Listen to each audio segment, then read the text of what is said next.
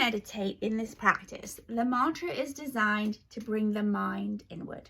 And I'm going to use my hands here and a bit of your imagination. So there is a relationship between the mind and the body, right? The mind is designed to protect the body. This is why we get into so many cycles of stress and thoughts, which was what's happening. I'm trying to protect my body in the doctor's office, right?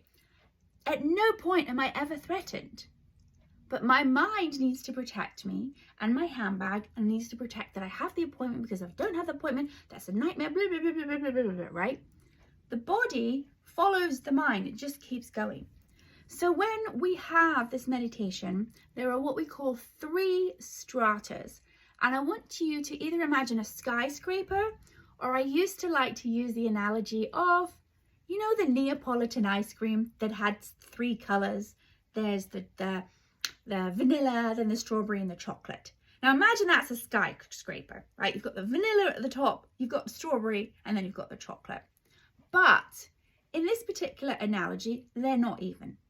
The vanilla area is sort of us getting ready and coming into meditation, right? So that's where you have the mind and the body is here. Then we have the strawberry area, and this is what I call the field of thoughts. So when we first get to meditation, yeah, it's pretty large, right? That's going from the 2nd floor, if it's 108 floors, pretty much up to the 90th floor. Okay, there's a lot of thoughts. And then the bottom layer, which is where we call the bliss, or sometimes that nice dreamy feeling, or being in the moment or in the flow, that's what I like to call the chocolate layer. And that chocolate layer is way, way, way deep down into the mind. So the top layer we call it the layer of the mind, and we pick up the mantra very easily and effortlessly, right? We start with, okay, I'm sitting here, Paula said, wait 30 seconds, and now I'm going to pick up the mantra. So we'll go mantra, mantra. I'll just say mantra right now. No one has that as a mantra. Mantra, mantra, mantra. And what happens is the body starts to follow, right? And then we go down into the field of thought. So as we begin to have the mantra, thoughts naturally come up, but then we bring the mantra and we start to have the body goes deep, right? After the mind, and the mind settles down. And it gets to a place you might have experienced, even if it's just for a moment, where there's no mantra and there's no thoughts. And the reason you know you've reached that place is because, oh, where was I? Oh, is it time? Paula said it's ready. We only know we went that place because we come back. Right? So our mind goes into the field of thought, right? The body follows, and then it gets to a place of what we call deep rest. And this deep rest is where the body is able to throw off stress, right? Now, our bodies, I believe I've been told, by the age of 18 for a normal lifestyle, has about 200,000 stressors. And a stressor, in this definition, is anything that's ever overwhelmed your body. Now, they're not all bad, right? When we're younger, we may have a fight or flight response if the person who's giving us food goes out of our sight range, right? They've gone. But then we learn that they're going out of our sight range to the kitchen to get us food. So then we start saying, why aren't you in the kitchen? Why aren't you in the kitchen, right? Then our consciousness upgrades, and we realize that in the corner of the kitchen is the cookie jar. So we actually don't want that caregiver to be anywhere near us, because we're quite happy to go to the kitchen ourselves and get the cookie. And when they do come and see us, that's when we start to be like, where? What's happened is, what might be initially a stress for us, where are they? As we correct our brain or our intellect, the body then starts to learn that it's okay. But initially, it is a stress that the body remembers. The body never lies. Anyone who's gone through some trauma may have experienced, the mind understands, this is what can happen with PTSD, especially with veterans. The mind may understand we're not in a fight zone right now, but the body is having such a violent response that the mind can't override it, right? This is what we call a premature cognitive commitment. Prematurely, what's happened is signals have gone off, we're going down a track, and in order to protect ourselves, the mind has put a pattern in the body to go into fight or flight. Now, fight or flight basically means, you can have tunnel vision, right? You can have an evacuation of the bowels. You could feel like you can't move, right? And you're not able to talk yourself out of it. And that's because the body has a memory now that this is what you're supposed to do to protect yourself. However, we are so busy in our lives that even though we may have matured and we've gone through, I'll say, self-help and learning what we might need to do for, say, PTSD, we're so busy doing things, we haven't allowed our minds to be in a place where we're not being active and we're not being horizontal. We need to have a place where we can bring the mind down so the body can settle. And when the body settles in this place, it has so many stressors ready to go. So you might have found, or some people often find after they start meditating, they felt like they took an 8-hour nap. Or like, whew, that feels so good. I feel more relaxed in my waking state. I'm not snapping at my partner so much. I just let them tandem park behind me. Okay, I'm not going to have a fight about it today. And this is because some of the stressors in the body have now got an opportunity to release it. But now what happens? The body has some kind of conscious movement. This can actually manifest in a way where it's actually physical, where you might jolt, right? Or you might have a head bobble or something like that, right? There's a movement. Or it's simply on a cellular level that then the mind recognizes something's happening with the body. And guess what it does? It goes from that chocolate bliss layer right back up to the field of thought. And as it goes back up to the field of thought, guess what it's going to start talking about? Whatever is on your mind or stressing you out right now in your current state. So one of the first things that can be is time. Is this over? When is this done? I've got to get on with stuff. I'm not doing this right. Now I'm having some anxiety. The anxiety is actually not about the timing of the clock at all. It is a previous stress that's in you about something else. Because what happens if you overdo it? What happens, for example, Brandon had some issues with the dog. Oh, I'm going to have to adjust my meditation. What we don't want to do is have to deal with stress about the stress of meditating. But the stress that we're having about the stress of meditating is actually not about the meditation. And this is what is most important to impart to you today in regards to the thoughts that happen in this meditation, is that 90% of them are simply stress coming up and out, and the ability to know you are not your thoughts in this meditation. It's a letting go practice designed to have the mind go down, the body follow, release some stress, then the mind says what's going on, and then we're having thoughts, and then we have the thought, I'm off the mantra. So now we go back to the mantra, and when we have the mantra, guess what? We start to go back down through the field of thought.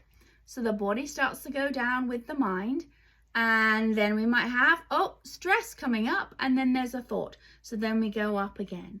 And so we start to have what we call this wave pattern that happens in meditation. How many of you have experienced that you feel a little like adrift or sort of floaty a bit in the meditation? We're getting some head bobs. This is in between the thoughts. You start to feel, a little. That's because it's very much like a wave pattern.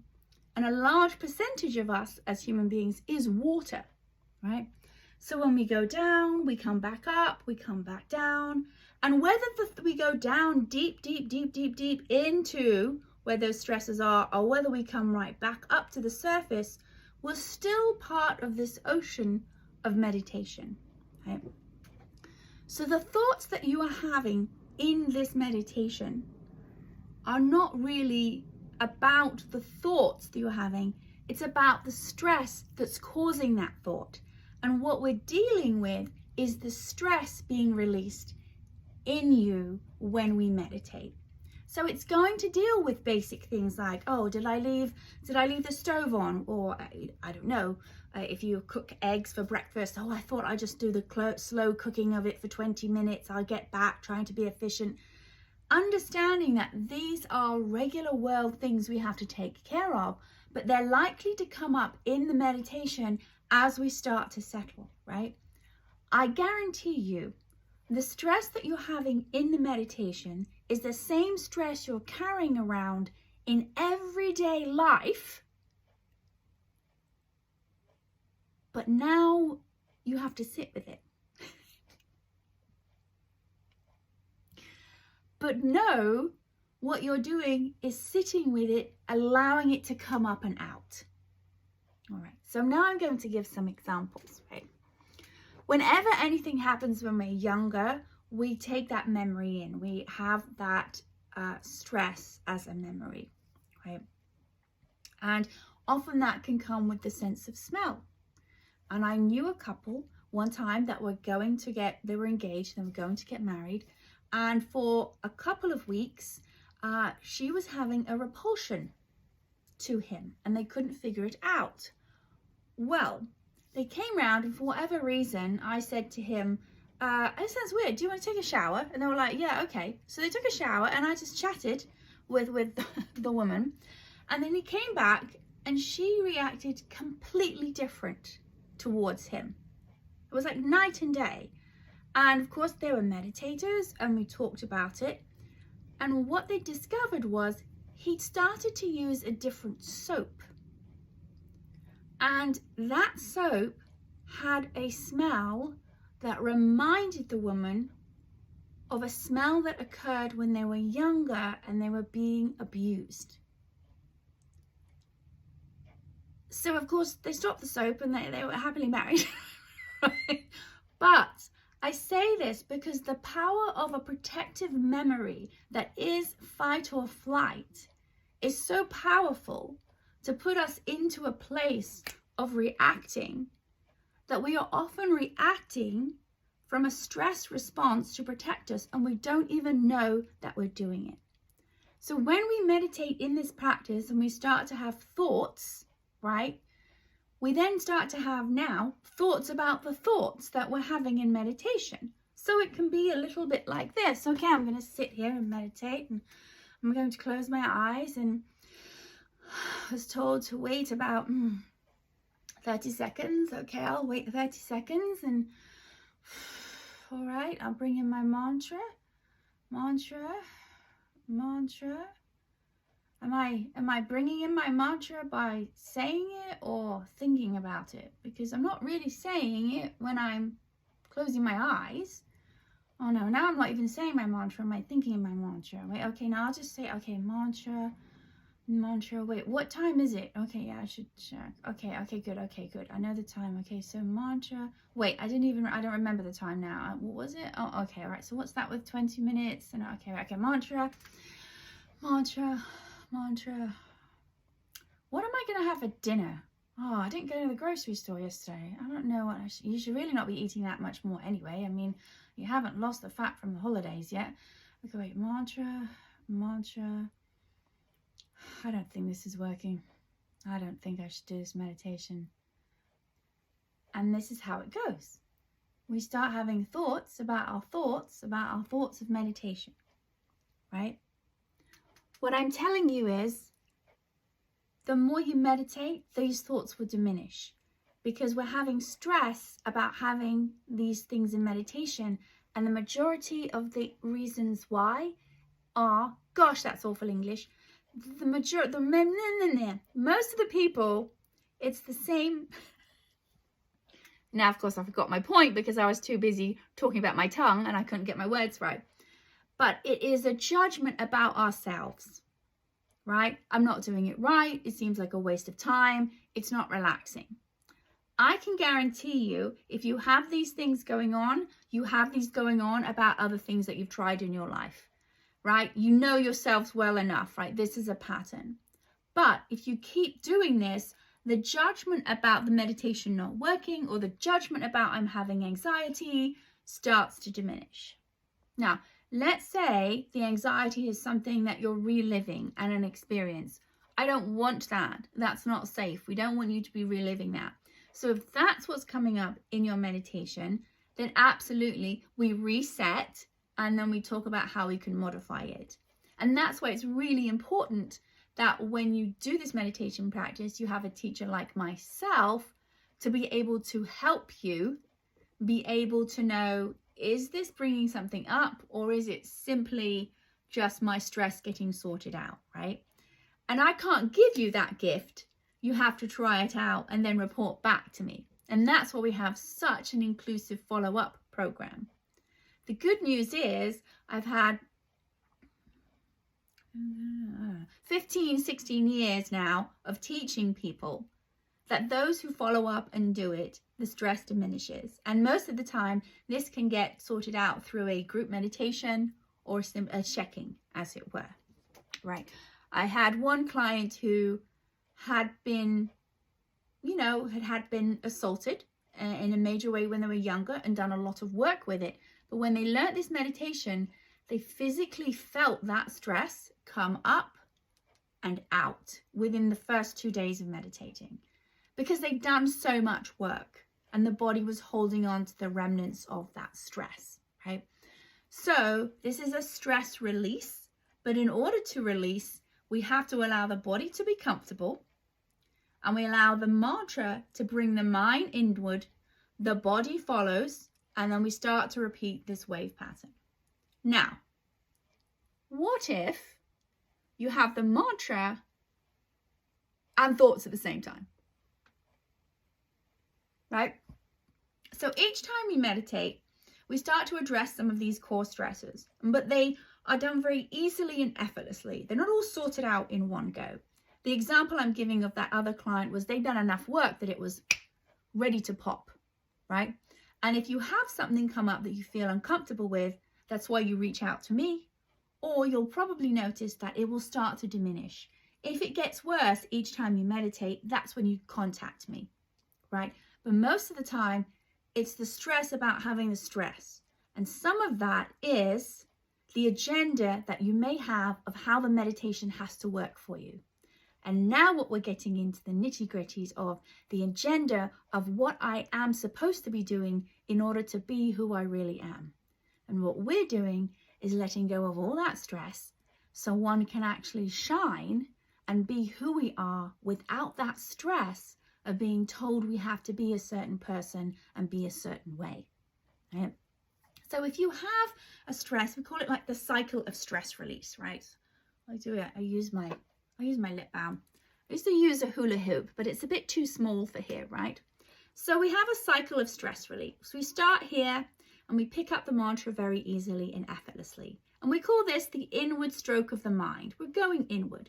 And as we go inward, you might notice your breathing gets a little shallower. Your mind starts to drift off a little bit. And you repeat the mantra easily and effortlessly. And then as you start to go further towards the inward stroke of the mind, the body might sort of go in, the mind goes off, and you may find you're completely zonked, or you're at a place where there's no mantra and no thought, right? It can be very, very minute. This is now when the body, and we talked about it at this place here, is ready to release the stress. We have what's called the outward stroke of the body, and the body starts to release the stress. And this is why so many people have found they've done realistic studies. Blood pressure goes down after you meditate. If you've seen my Instagram, there's Aware Meditation Instagram as well. There's a story posted where I took my blood pressure after I meditated and my heart pulse. It's like I'm an athlete. And you've looked at my body. I'm not athlete. You're going to say, I'm not athlete. Right. You've got a heart rate in the 50s and you've got like 124 over, I can't remember the bottom one, right? That's what we're looking for, someone who is an athlete, right? This is the outward stress. This is the stress that is released and the body gets to a place of neutral when we meditate. Then you get to a point here where you're having a thought. I'm off the mantra.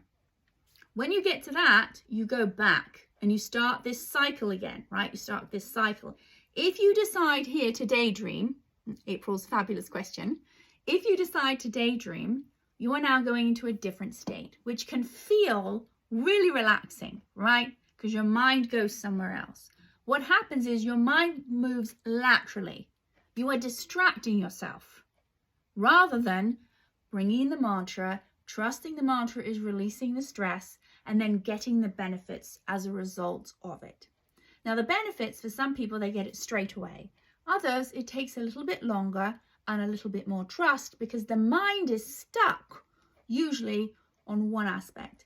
And a lovely guru I like, Sri Ravi Shankar, talks about the rock in the brain.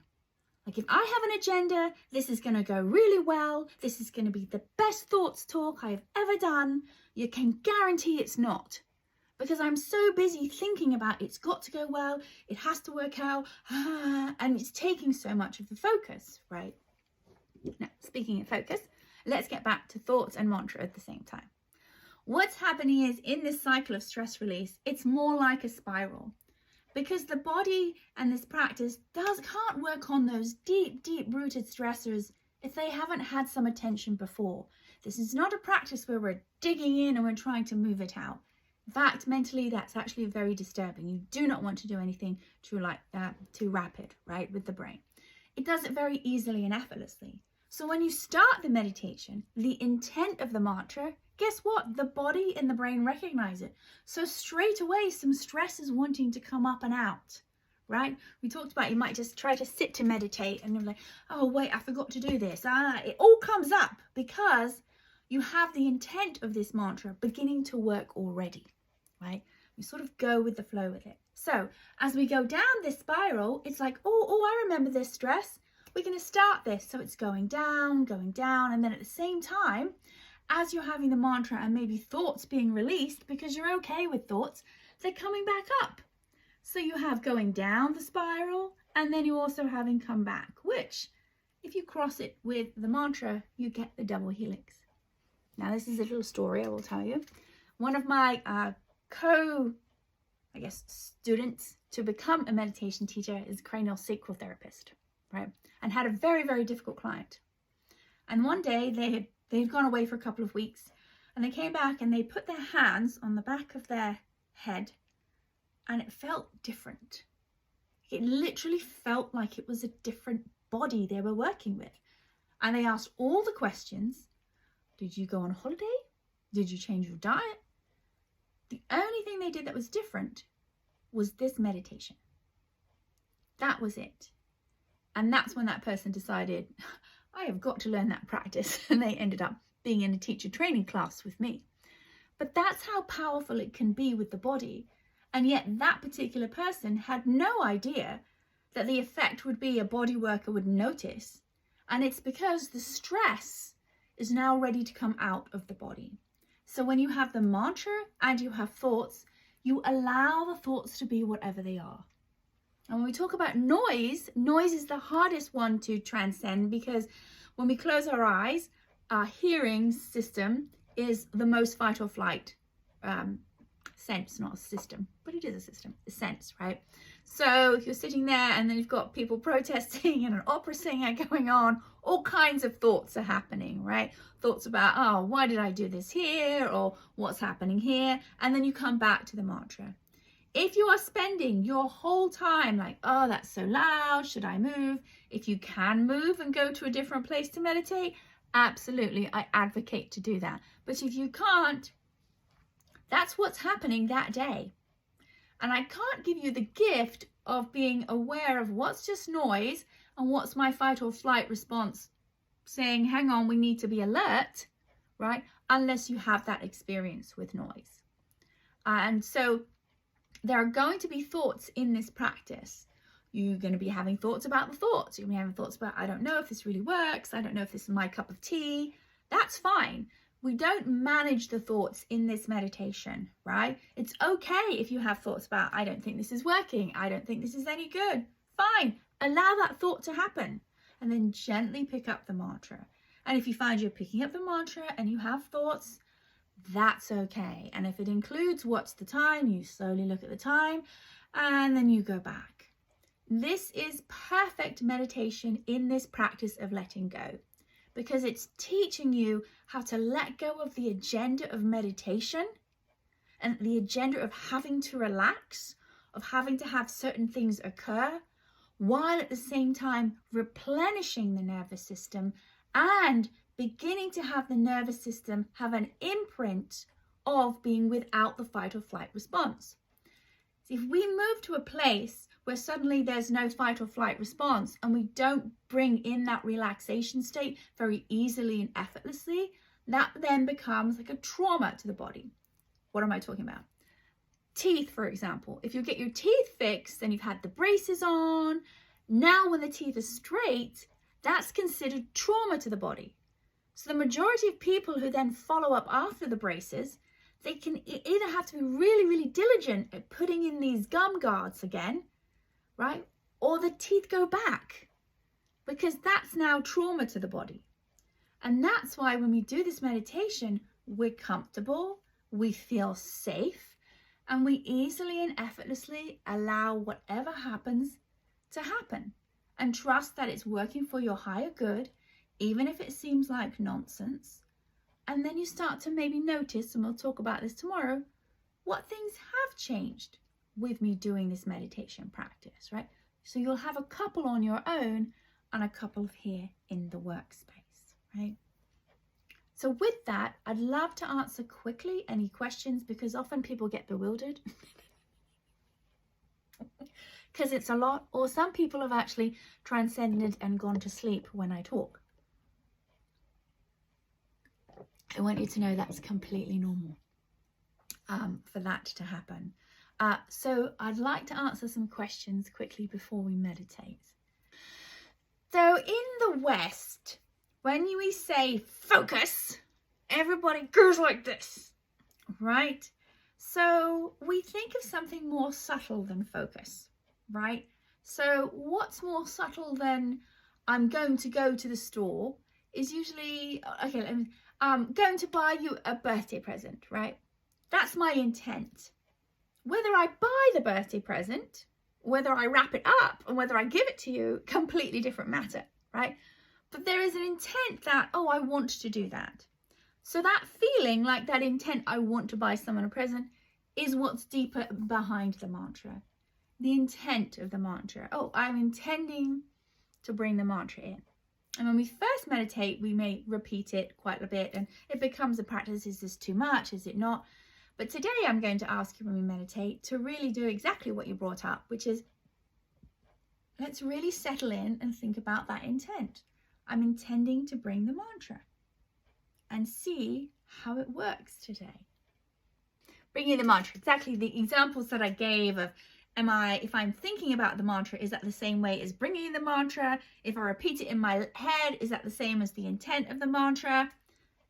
You are 100% on track for day 3. This is exactly what we're talking about, the thoughts of it. So we're going to put that aside and know that you are bringing the intent of the mantra as long as you're not doing the following. If you are saying, oh yeah, she gave me that sound, I'm going to ignore it and just sit here and do something else, or I'm going to sit and daydream. If you start to put your mind somewhere else and you think, oh yeah, I'm off the mantra, then repeat it in your mind the way you did when I first whispered it to you and I asked you to do it without saying it out loud. That will be then saying the mantra.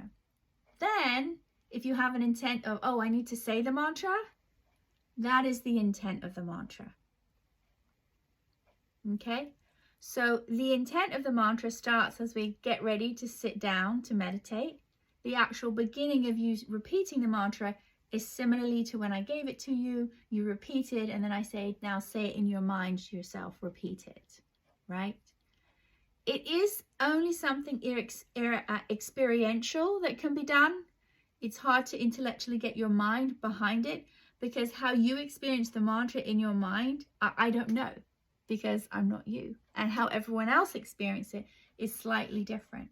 What I can guarantee is if you sit quietly when we begin to meditate now, the way that you did when I gave the mantra to you, and you repeat it easily and with as least effort as possible, that's you beginning to repeat the mantra, right? And then you allow it to be as subtle as you can. Yeah? Helpful. Now I feel application is needed, right? All right, so let's sit comfortably, okay, with our eyes closed. Maybe take a few breaths. And we're very easily, effortlessly going to begin to meditate. I'm going to remind you, we don't try to meditate. We don't concentrate.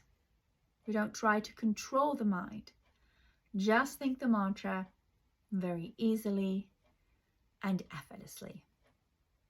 All right, let's begin.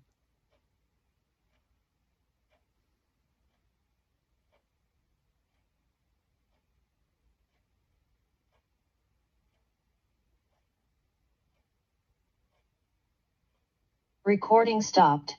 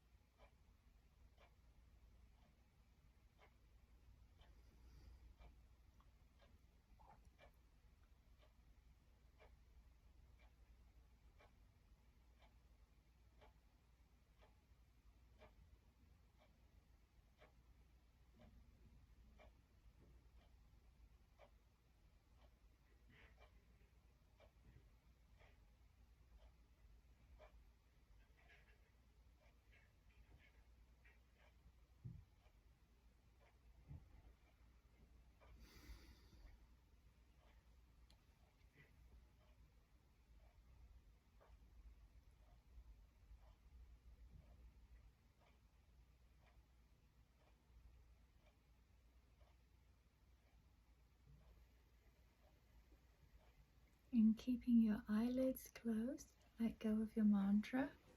We'll sit comfortably for a couple of more minutes.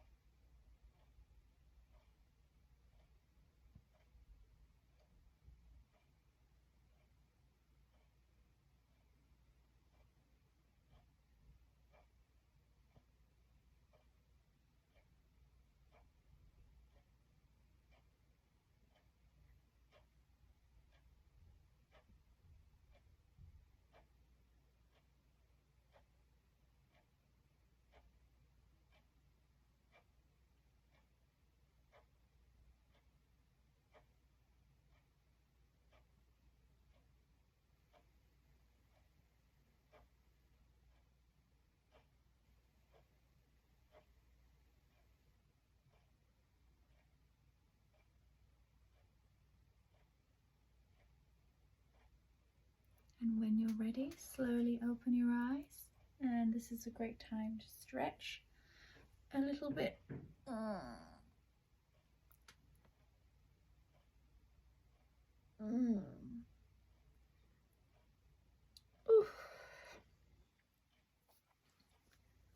there's a lot of information about thoughts and meditation. And now we've meditated, sort of allowed it to assimilate. What's going to be important is your afternoon meditation or your early evening, and then your morning meditation tomorrow, to report back, in addition to what we're going to talk about today, to feel, did it sustain a little bit? Was there less anxiety with the meditation practice? Now, if you have thoughts after you meditate still coming up with something that happened during meditation, we usually say wait about 20 minutes or so, go into the world. There's still that period of time where stress gets sort of it disperses and dissolves. If you have a thought that comes up after meditation, it's more it's darker, it seems more impending doom, or anything that's not in a more lighter state since you meditated, observe that and then reach out to me. If that happens for 3 consecutive meditations, then we definitely need to talk about something that's going on. But what if you have a thought that, I really think I need to go to Vegas and I really need to bet on number 7, that comes up when you're in meditation? Well, 9 times out of 10, it's going to be a stress. That's just maybe something to do with money, or you're going on a trip. But if you have a thought that continues outside of meditation and it just keeps going, then this is what we might call a cognition, a bright idea or an inspiration, right? And that's what we're going to address tomorrow more. the difference between a stress thought and that which is an inspiration to move forward. Right? So let me answer questions or anything that's come up from the meditation, including your experience of it. Great. Well, thank you for your honesty. And let's look at the fact that you had a blip of calm, right? That blip will now become more of a waking state in your consciousness the more that you do the meditation. I promise you. I absolutely promise you. They're having the thoughts, and it is kind of funny. Is anyone looking at me? Right? No one's looking at you. But that's a stress thought, right? That's coming up and out. And absolutely, it's easier when it's guided with a teacher, right? And that's why we encourage people to continue with staying in contact and doing group meditations. And we have our YouTube channel. It's Aware Meditation Inc. There's a few too many of them, but they have group meditations on there where you can actually follow along with me and meditate, and you can listen to more information. So I'll be sending you all tomorrow after the last class, sending you information about where you can look at all that, so you can actually have those resources on your own as well. But it could be the other things that are going on with you, that it's coming up, but usually the meditation helps resolve a lot of those physical things that are going. My intuition is to also make sure you're drinking enough water. I don't know why, but I feel like I'm supposed to tell you that. You might be drinking gallons. I don't know with that. Oh, I guess that was the end of that. So I hope you've enjoyed our group meditation and our talk on thoughts today. If you're interested in learning about the meditation practice, please reach out to us below. If you're interested in learning what other resolves that we've come up with for stress reduction techniques of how to bring more bliss into your life, please make sure that you go to our website, and we're always open to donations to help this nonprofit going. It's about us helping you, and part of us having these wonderful videos is to be able to help people who couldn't get out to us be able to have the information and meditate. And with that, thank you.